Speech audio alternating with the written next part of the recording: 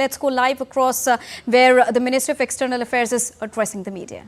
This is Ayushi from NI. I would just like to have your reaction on the second statement by the US State Department spokesperson on Kejriwal, which has also mentioned the frozen Congress account. Okay. Please. So this is Pal Singh from Doordarshan. Could you tell us about the engagement with the Ukrainian Foreign Minister?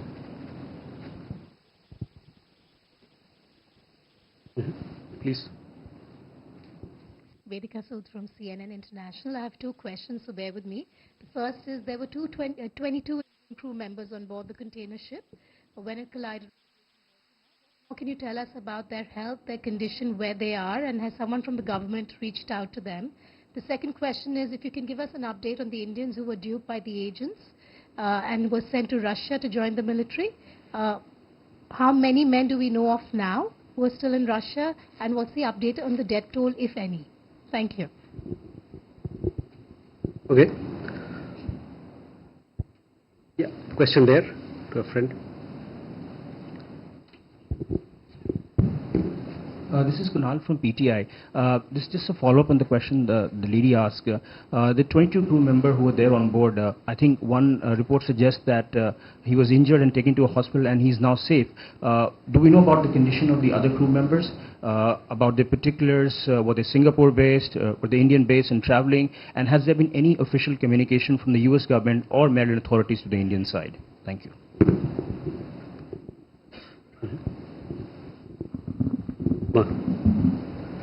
Shankar Singh NDTV से एक आपत्ति जताए जाने के बाद फिर से America की तरफ से दूसरा बयान आया है केजरीवाल और कांग्रेस के खाते को लेकर, तो इस पे क्या हमने कोई अपनी तरफ से नाराजगी जताई है, आपत्ति फिर जताई है कि किसी को तलब किया गया है यूएस एम्बेसी से?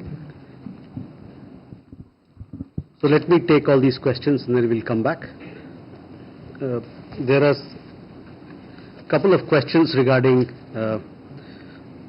the US State Department spokesperson's comment. As you know that we've already, yesterday India had lodged its strong objection and protest with the senior official from the US Embassy with regard to the comments made by the US State Department. The recent remarks by the State Department are unwarranted. Any such external imputation on our electoral and legal processes is completely unacceptable. In India, legal processes are driven only by the rule of law. Anyone who has similar ethos, especially fellow democracies, should have no difficulty in appreciating this fact. India is proud of its independent and robust democratic institutions. We are committed to protect them from any form of undue external influences. Mutual respect and understanding form the foundation of international relations, and states are expected to be respectful of the sovereignty and internal affairs of others. So this is our statement in response to your questions. Hindi में इसका आपको रूपांतरण करके आपको दे दिया जाएगा। भाजी मैंने खासकर बोला है कि इसका रूपांतरण करके आपको दे दिया जाए। Amrit, your question was regarding the visit of Ukrainian Foreign Minister. The visit of Ukrainian Foreign Minister is happening on the invitation of External Affairs Minister. He'll be here for on a 2-day visit. As you would have seen, we have issued a press release in this regard. He'll have a bilateral engagement with the External Affairs Minister, where they will go over the gamut of issues that lie in the domain of bilateral relations, and also review the Intergovernmental Commission that was held earlier. They will also discuss issues regarding global issues and regional issues of common concern, and then there are several other engagements also lined up for the Ukrainian Foreign Minister. Vedika, regarding your question on the Indians who were on the ship, our information is that there are 21 crew members, of which 20 are Indians. All of them are in good shape, good health. One of them got injured slightly, needed to have some stitches. The stitches have been given, and he's then gone back to the ship. Our embassy is in close touch with the Indians on board and also with local authorities in this matter. Regarding Russia, as I told you earlier also, we are constantly in touch with Russian authorities. We have taken it up strongly for them to have our nationals released and discharged as early as possible. I will have an update for you, and as and when I have an update for you, I will keep you informed. On the death toll, we know, last time also I had told you that 2 people have passed away. Their mortal remains have come to India, and they have have been sent to their family members. And so the death toll is where 2 people had passed away, died in that in the conflict. Kunal, regarding your question on the crew members, I already answered. There are 20 Indian nationals on board, and they are in good health, and one of them was injured, and we've taken care of him. Uma ji, आपके सवाल का जवाब हमने दे दिया है अंग्रेजी में, हिंदी में आपको इसका रूपांतरण, इसका कॉपी मिल जाएगा. सिद्धांत. Sir, this is regarding China. China recently again claimed the Indian state of Arunachal Pradesh. Your reaction? And secondly, it also reacted on the Pannun case, saying that country should abide by rules-based order. What is India's reaction on that? Okay. Please, Madhu. Sir, Madhurendra मैं news nation से. कल WMCC की बैठक भी हुई और उसमें LAC पर जो भारत और चीन के बीच का विवाद है उसको भी लेकर ये बताया गया है प्रेस रिलीज में भी कि काफी इन डेप्थ डिस्कशन हुआ. बियॉन्ड द प्रेस रिलीज अगर कोई जानकारी दे पाए कि बातचीत किस नतीजे तक पहुंची.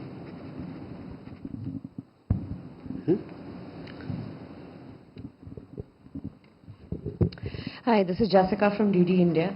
On the recent visit of Prime Minister to Bhutan, there was a proposal to construct a motorable road through Bhutan that would connect Arunachal Pradesh and Assam. Any update on that, and any concerns that Bhutan might have expressed? Okay. Rishikesh. Rishikesh from PTI. So about India-China border talks. So is there any specific area of LAC being discussed, like center area or Arunachal? Okay. Rishabh. So, Rishabh from Times. Now, the Canadian Prime Minister has again spoken about credible allegations against India in the Niger case, and he has spoken about that he is engaging constructively with India. So if we can have an update on India-Canada discussion around this, given that the state media from Canada had released footage claiming it to be the CCTV footage of Niger killing. Let's come back. Any questions that are related to the subjects that were just highlighted? Sudhi? Sir, Shudhi Ranjan from Bloomberg, sir. Just drawing your attention to the recent statement that we have seen from Germany on Kejriwal. We have seen a string of statements from United States on the same issue. Does the government of India see this as separate, disparate incidents, and or they see a connection between these two?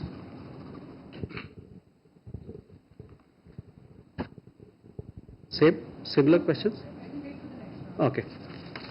So, Siddhant, regarding your question, let me make it very clear. Our position on the matter has been made very clear on Arunachal Pradesh time and again.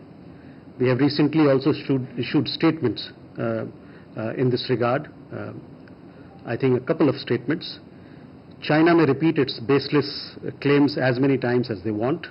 That is not going to change our position. Arunachal Pradesh was, is, and will remain and always remain an integral and inalienable part of India. Your question regarding what the Chinese MFA had spoken about a certain person, I would say that India and the United States, as two countries adhering to rule of law, are capable of dealing with any issues that we have between ourselves. There is no role for any speculative comments and gratuitous advice by unrelated third parties. So that answers your question. मधु, आपका सवाल था जो अभी हमने बैठक किया है चीन के साथ उसके बारे में, उस पर हम लोगों ने एक प्रेस विज्ञप्ति जारी की है. आपको मैं कहूँगा कि आप उस प्रेस विज्ञप्ति को पढ़ें. उसके जो हमको कहना था हम लोगों ने उस प्रेस विज्ञप्ति में कह दिया है. The 29th meeting of the Working Mechanism for Consultation and Coordination on India-China Border Affairs was held on 27th in Beijing. On our side, the delegation was led by our Joint Secretary in East Asia in the Ministry of External Affairs. The Chinese side was led by Director General of the Boundary and Oceanic Department of the Chinese Ministry of Foreign Affairs. The two sides had an in-depth exchange of views on how to achieve complete disengagement and resolve the remaining issues along the line of actual control in the western sector of India-China border areas. In the interim, both sides agreed to maintain regular contact through diplomatic and military channels, and on the need to uphold peace and tranquility on the ground in the border areas in accordance with existing bilateral agreements and protocols. So this is that we have to share with you. Jessica, your question regarding the road project you talked about, I would say that I have not seen any. You referred to any report in that regard? Where do you see this then? I read a brief mention in CGTN about it as well, but otherwise there have been just... Well, I have not seen any specific report in this regard. However, as you have seen from the outcomes of the Prime Minister's visit, recent visit to Bhutan, the two sides have been pursuing connectivity projects, several initiatives for enhancing connectivity, taking a broader view of this area of cooperation, given its significant benefits, including for tourism and for economic development. Rishikesh, आपका सवाल भी चीन को लेकर था, जो हम लोग के साथ बातचीत चल रही है, दो पक्षीय बातचीत चल रही है, उस पर हम लोगों ने प्रेस रिलीज जारी किया है. उस प्रेस रिलीज में जो हम लोगों को कहना था हम लोगों ने कह दिया है, तो वहीं तक यही है हमारे पास अभी आपको बात बताने के लिए. Rishabh, you had a question on the Canadian Prime Minister's recent comments. See, what Prime Minister Trudeau has really said is nothing new. I would recall that on 21st September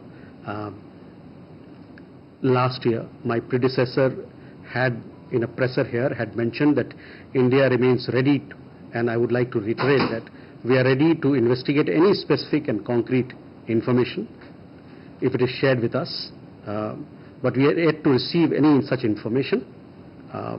We have also cautioned against playing politics and giving extremists more space. So that is to answer your question.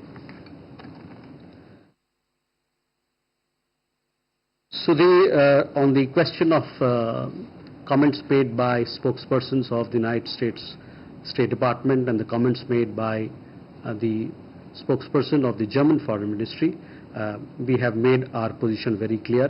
We have, in the case of German Foreign Ministry's comments, we made a statement, and similarly we made a statement on the comments made by the US State Department spokesperson, and today again we have made some comments. So that is where I leave it.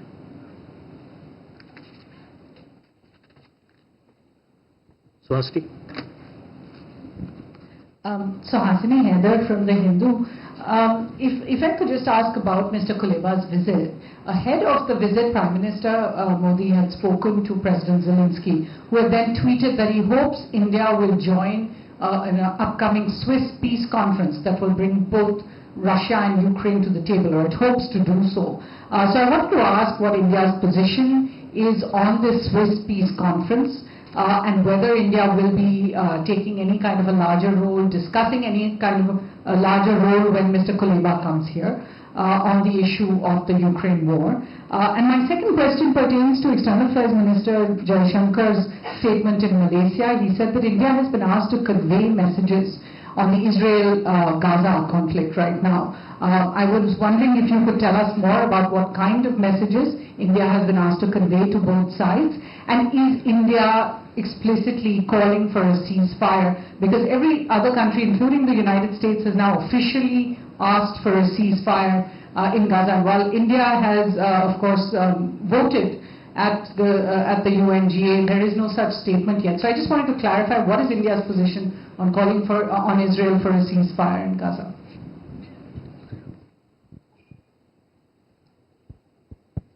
Abhishek? Sir, Abhishek Desai from CNN News 18. My question is regarding Chinese Ministry of Foreign Affairs' statement that came in the wake of External Affairs Minister S. Jaishankar expressing solidarity while being in Philippines. And the statement by the Chinese Mofa said that this amounts to some sort of interference in third party, and third parties have no right to interfere whatsoever. And we urge relevant parties to face squarely the facts and truth about the South China Sea issues and respect China's territorial sovereignty. You have any comment on that? Okay. Yeah. So Suhasini, coming to the visit of Ukrainian Foreign Minister, as you know that he's arrived in Delhi. He's here for a 2-day visit at the invitation of our External Affairs Minister. We will be discussing several aspects of our bilateral relationship, and also looking into areas of mutual interest and common concern, global issues and regional issues. As far as the question that you asked, our position is very clear on peace initiatives and how we look at the Ukraine-Russia conflict. We continue to encourage peaceful resolution of the conflict through dialogue and diplomacy, and remain open to engaging all ways and means that would help achieve this objective. So that is how I would answer your question.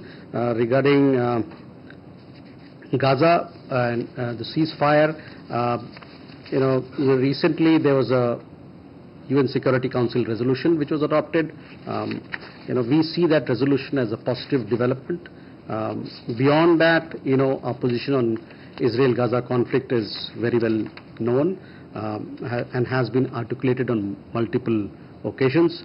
We have repeatedly called for de-escalation and preventing the spread of the conflict. We have condemned terrorism, called for release of hostages, sought protection of civilians, and reiterated the need for safe and timely delivery of humanitarian assistance and aid to the people of Palestine, and we also stand for a two-state solution. So that is how I would answer your question. Abhishek, regarding your question on Philippines, External Affairs Minister has already made our position very clear, how we look at issues that impact that part of the world, and he talked about it in very clear terms. It is in line with our long-standing position on the particular matter.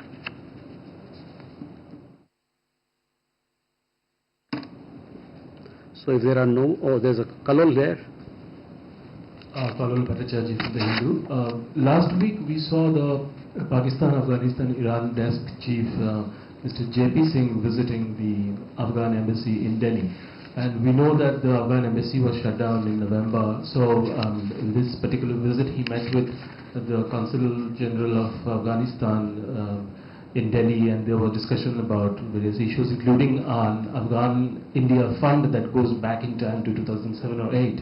So my question is, are we really now engaging the Taliban dispensation to such an extent that where these sort of matters, like functional matters, like exchanges of funds and things like that are being discussed? And also, is the Afghan embassy now officially open That's also something I would like to know, because we don't have a head of mission, as I am given to understand, but is there a new head of mission that you would like to tell us that has taken over in the recent days? Okay. Kunal?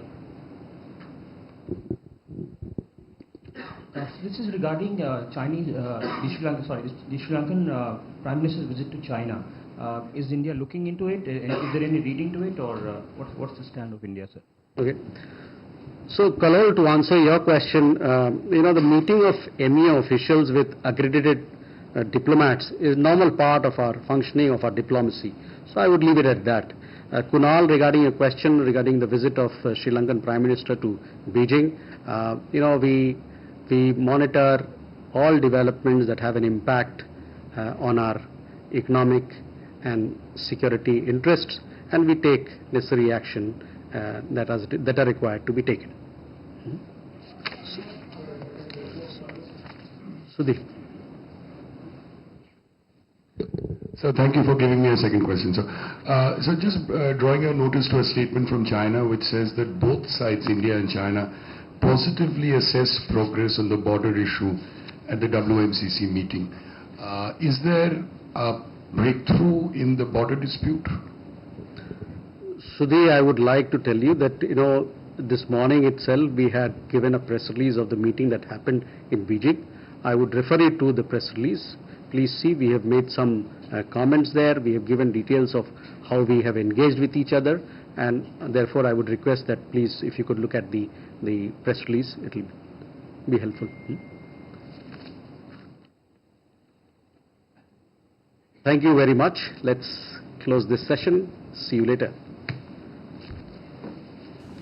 So that was the weekly media briefing by Ministry of External Affairs spokesperson Mr. Randhir Jaiswal on the issue of USSD, commenting on India's electoral process and specifically on Arvind Kejriwal's arrest by the Enforcement Directorate. The Ministry of External Affairs has once again reiterated that they have strongly objected to the matter, and they called it the recent comments as unwarranted and also any external interference with the democratic electoral process of India as unacceptable as well. On the Arunachal Pradesh issue, once again, the ministry has reiterated that Arunachal Pradesh remains an integral part of India. Not only this, the Ministry of External Affairs also addressed various international bilateral concerns, developments and issues that were raised by the media personalities, and also regarding the visit of Dimitri Kuleba's visit to India and what can we expect next. So that was from the Ministry of External Affairs weekly media presser.